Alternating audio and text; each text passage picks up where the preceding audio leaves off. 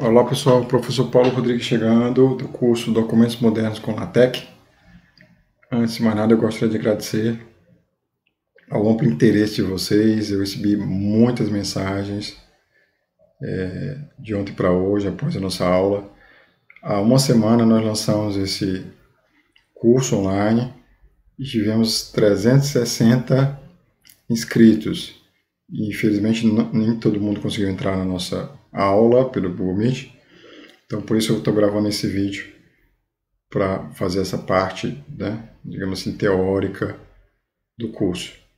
Então, eu queria agradecer a todo mundo. Também troquei muitas mensagens, gente que estava com dificuldade, LaTeX, gente que está interessado, quer começar. Então, só queria dizer nesse momento que nós vamos ter muitas novidades. Vão ser outros cursos de LaTeX do zero, para quem realmente precisa, está com dificuldade, num ritmo bem lento. Nós vamos fazer esse curso. Vamos fazer também outro curso que é voltado para quem precisa de uma dissertação. Se você vai estar precisando fazer um TCC, uma dissertação de mestrado, doutorado, normalmente nós vamos fazer um curso específico para isso aí, mas isso aí vai ser em breve. Aguardem as novidades. Então, gente, vou falar agora um pouquinho da minha história com o TeX ou LaTeX. Eu uso LaTeX há praticamente 24 anos. Foi mais ou menos 1996. Por quê? Eu usava o Microsoft Word com matemática. A gente prepara notas de aula, aqui no Ceará, como a gente chama, TDs para os alunos, e colocava as equações, né? Tem lá o equation, né, que você insere como objeto. Acontece quando você faz isso com muitas páginas, o arquivo fica pesado, trava o computador, é complicado. Mas o fato marcante mesmo que me fez aprender o LaTeX foi numa prova de Olimpíada que eu tive que fazer o gabarito. Eu fiz a prova, elaborei o gabarito. Era nível júnior. E o outro professor, um professor de São Paulo, elaborou também a prova feita lá, o nível sênior na época, Olimpíada Brasileira de Matemática. E aí nós levamos lá no IMPA, imprimimos os dois materiais. Quando eu comparei um com o outro, eu tinha feito com maior cuidado o arquivo Word. Não tinha comparação, mas eu vou aprender isso. Naquela época era muito mais difícil do que hoje, porque, pra você ter ideia, eu passei várias noites baixando arquivos, né, de madrugada, porque era por telefone, internet. Os mais novos nem sabem entender isso. Te ligava e fazia conexão, o modem, o computador ligava e fazia uma conexão e a gente acessava a internet. Tinha que ser de madrugada porque era mais barato, só pagava um pulso, né? Era complicado, os mais novos não sabem nada do que é isso. Eu passei várias noites baixando e depois comecei a aprender. Aí, uns 3 ou 4 anos depois, eu comecei a comprar livros. Por exemplo, um livro que eu comprei, e esses livros me deram um aprofundamento maior. O TeXbook, que é o livro oficial do criador do TeX. E é um livro maravilhoso, que é para quem realmente quer se aprofundar no nível, né, criar pacotes. Mas você pode dar uma consultada, a maioria das universidades tem na biblioteca. E é um livro muito bonito. E além da parte do TeX, também tem essas ilustrações que abrem cada capítulo. Então, cada capítulo tem uma ilustração muito bacana. Sempre do mascote do TeX, que é esse leão. Certo? Cada capítulo, esse capítulo aqui é como o TeX faz linhas e páginas, né? Então aqui são muitas ilustrações. Então um livro bonito. Então eu fui comprando livros, comprei os livros oficiais do LaTeX e a gente começa a se apaixonar. Se envolve. Então há muitos anos eu uso o LaTeX, eu usei diferentes sistemas operacionais em diferentes editores, Windows, Mac, Linux, mas há alguns anos eu tenho usado online o Overleaf, e eu acho que é a melhor solução. Você não precisa se preocupar em fazer backup dos seus arquivos, você pode estar em qualquer lugar, você consegue acessar. Tá? Então, por isso a escolha do Overleaf. Tem mais de 5 milhões de usuários, é estável, está muito rápido. Ok? Então, vamos em frente, vamos começar a nossa aula. Eu vou usar aqui os slides, os mesmos que eu usei na aula. E vamos começar, antes de começar a aula propriamente dita, eu vou lembrar nossa programação. Segunda-feira, 20, nós vamos ter ZillaTech. Gente, ZillaTech é muito parecido com o LaTeX. O que vai mudar? Que ele vai acrescentar as fontes. Eu posso usar a fonte que eu quiser, a fonte que estiver no computador. Então, por exemplo, alguém no grupo falou hoje que a escola dela, a instituição, exige que seja Verdana o material. Então, vai dar certinho com o ZillaTech. Ok? Outra diferença do ZillaTech é a questão de colocar figuras. Além de colocar as figuras PNG, JPEG, as mais comuns, permite inserir PDF. Então, eu posso colocar uma folha de um PDF, por exemplo, tem um arquivo da internet que eu peguei, eu quero colocar uma página do livro dentro do PDF. Consigo fazer isso facilmente. Na quarta-feira a gente vai criar macros, que são comandos para trabalhar, e eu acho que é a grande força do LaTeX são essas macros. A gente consegue personalizar, criar rotinas para o nosso trabalho. Vai ser muito útil e é muito fácil isso. Na sexta-feira, apresentações, ou seja, a gente vai trabalhar com o Beamer e outros modelos de apresentação. Na outra segunda, vamos desenhar e fazer gráficos com o TIX. E na outra quarta, encerrando esse curso, a mostra dos alunos, o projeto final dos alunos. Só lembrando que a atividade que eu passei na última aula, muitos alunos já fizeram, já mandaram por e-mail, é interessante. E nós, inclusive, temos o controle de presença, né? O sistema consegue controlar quanto tempo você passou. Mas o maior controle nosso não é a frequência, é a realização da atividade. Que se você fez a atividade, significa que você acompanhou. Tá ok? Mas vamos lá. Vou passar aqui. Foto, gente, atualíssima. Dessa semana, saiu na revista Quanta Magazine, uma foto do Donald Knuth, ou Donald K. Knuth. Aqui no Ceará a gente chama de Knut mesmo, pronúncia mais fácil. Que foi o cara que criou o TeX. Ele é um grande cientista da computação, é um dos caras realmente da computação, da parte teórica da ciência da computação, da parte de algoritmos, de programação.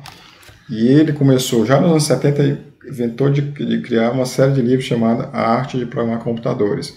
Ele planejou 7 volumes desse livro. E quando ele foi compor o livro, né, naquela época não tinha um software que fizesse isso. Então ele resolveu criar o TeX. Ok? Mas vamos passando então aqui. O que quer dizer TeX?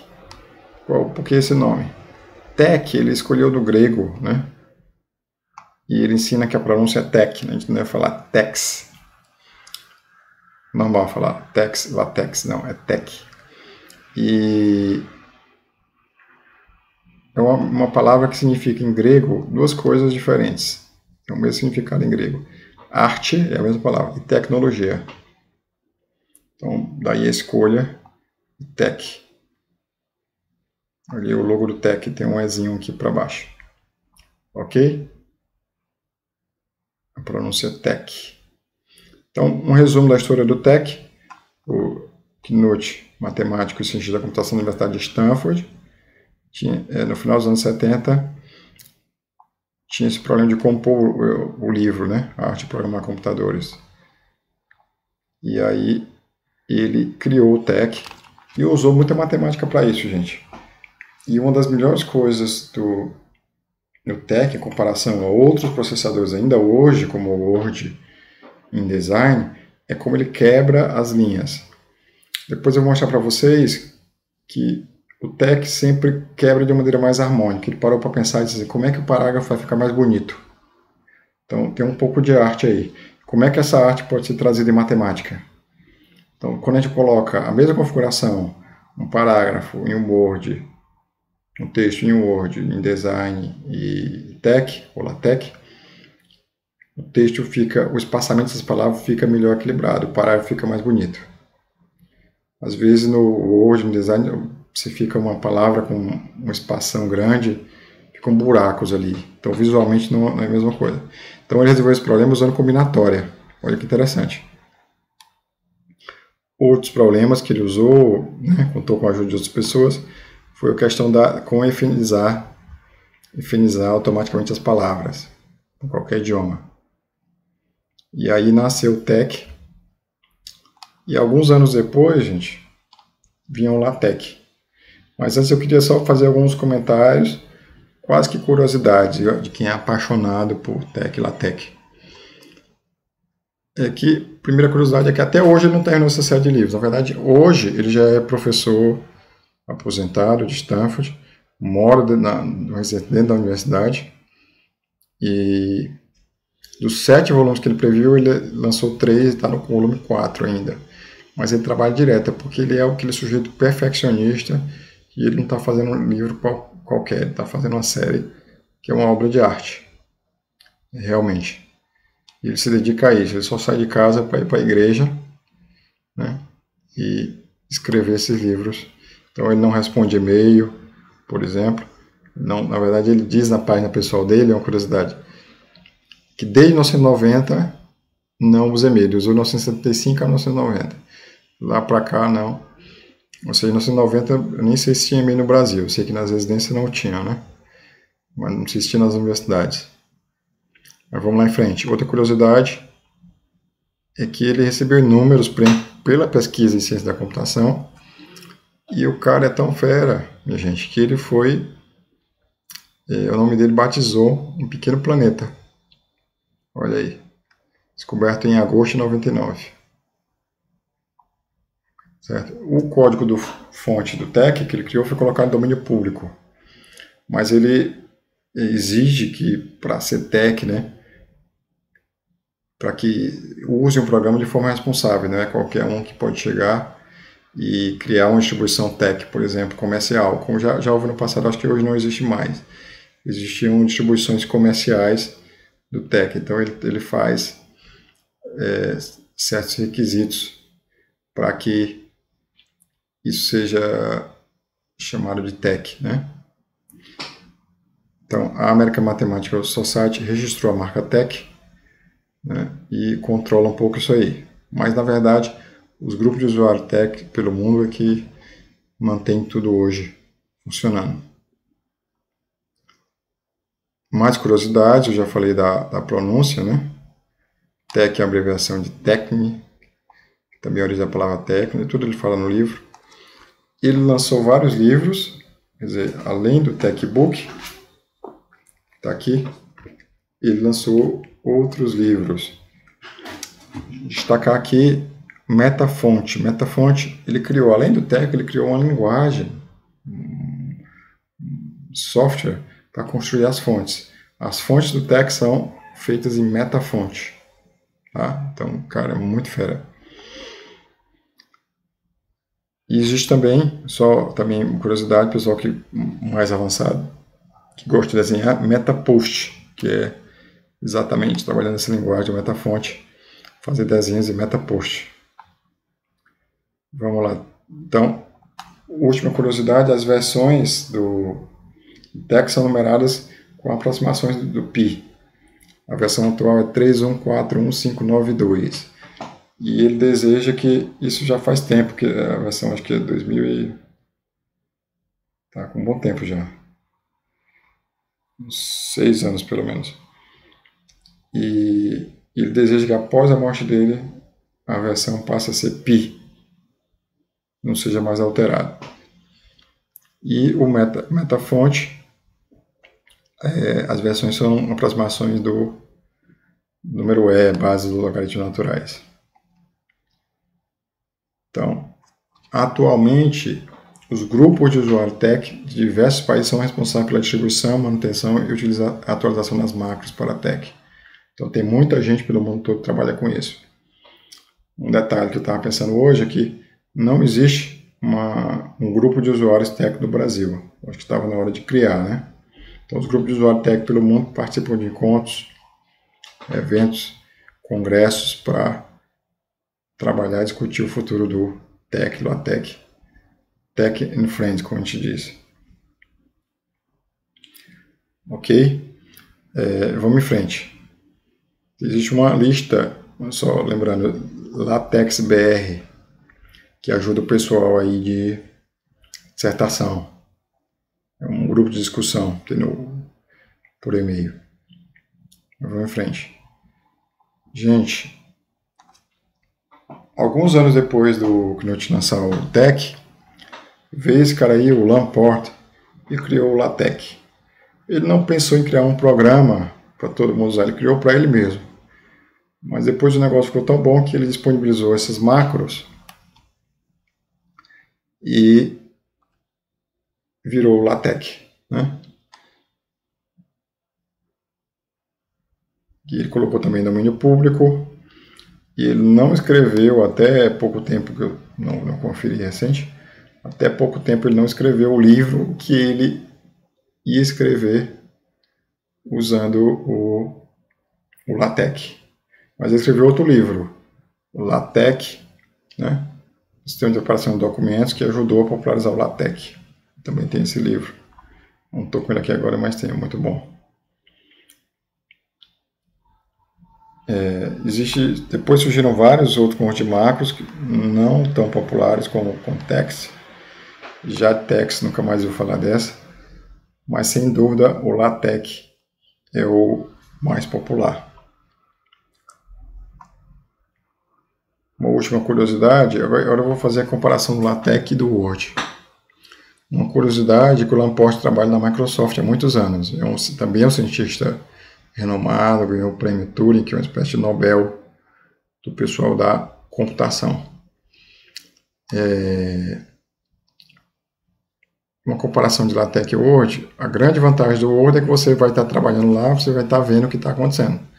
No LaTeX não é exatamente assim, apesar de que já existe, o próprio Overleaf tem essa possibilidade de você marcar lá e ele já ir atualizando. Mas em rigor não é. Mas as vantagens do LaTeX é portátil, você pode, qualquer máquina, qualquer sistema operacional vai dar sempre o mesmo resultado. Longevidade do documento, então se você tem um documento de 30 anos atrás, você vai conseguir trabalhar com ele normalmente, talvez fazer alguma alteração nos pacotes. No Word não é verdade, eu já passei por isso, perdi documentos. A qualidade tipográfica, depois eu falo disso, leveza, você não precisa, mesmo quando você tem o TeX instalado na sua máquina, ele é muito mais leve que um Word, as instalações. E com o Overleaf nem se fala ainda. A qualidade, né, profissional, em relação à matemática, não tem o que discutir, e é gratuito. Tá? Então essas são as vantagens aí do LaTeX frente ao Word. Expansível. O grande lance do Lamport ao criar o LaTeX foi o que ele chamou de pacotes, packages. Então, um pacote é um conjunto de macros que alguém faz. Então, por exemplo, professor de química, ele quer colocar aquele símbolo lá de química orgânica, aquelas, nem lembro como é que é o nome daquilo, né? Professor de física, quer fazer coisas específicas. Então já existem pacotes prontos. Eu quero desenhar um tabuleiro, registrar um jogo de xadrez, existe pacote para LaTeX, um jogo de Go, ou então se eu quero fazer uma partitura de música, tudo tem pacote pronto que facilita a nossa vida. Então, aqui falando dos pacotes, os pacotes básicos assim que você deve sempre carregar nos seus documentos, que são importantes, nós vamos usar durante o curso. Multicol, ele pode quebrar o texto em 2 ou mais colunas. Babel, suporte a idiomas. AMS Math, que expande a matemática do LaTeX. AMS Sim, também expande os símbolos. Multidor, Muito bacana. Ele vai automatizar certas ações. A gente vai ver na prática, acho que lá na quarta-feira. E FDN e FDNX traduz lógica. Eu uso bastante em coisas mais avançadas. Tá, gente? Então,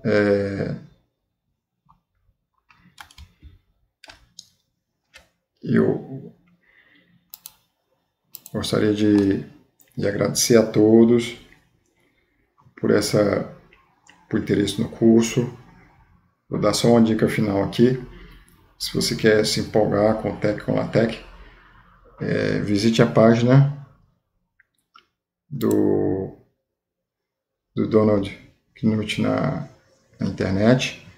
Deixa eu mostrar aqui para vocês, ver se eu consigo colocar aqui.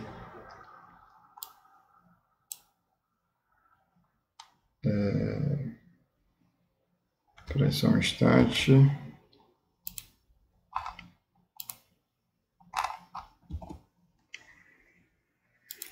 Aqui é a página dele. E aqui é interessante você ver as curiosidades dele. A vida dele é escrever essa série de livros. E uma curiosidade é que ele toca, né, esse órgão de tubo. Já escreveu praticamente óperas, né, obras completas aí. E a outra dica é vocês darem uma olhada nessa entrevista. Isso é na revista Quanta Magazine. Essa semana. Posso mandar o link depois. E falando, né, sobre o cientista da computação que não pode parar de contar histórias. Então, foi daqui que eu tirei aquela foto. E é daqui que tem um trecho muito interessante que diz o seguinte, sobre a série de livros dele. A arte de programar computadores é um manifesto. Então, ele descreve a maneira que eu amo fazer matemática e a maneira que eu desejo como ela deve ser pensada. Desde a página 1 eu digo que é a história dos algoritmos, ou seja, ele não simplesmente cita os algoritmos, ele relaciona com a história. Como isso aconteceu, né? O que foi evoluindo? Ele não dá só o último resultado. A maioria dos livros textos não explora o lado humano das descobertas. Eles apenas dizem, é assim que a química trabalha, ou é assim como a física trabalha. E ele vai contando histórias. Tá? Então vale a pena ler essa entrevista. Eu aguardo você na segunda-feira, na aula. E um forte abraço.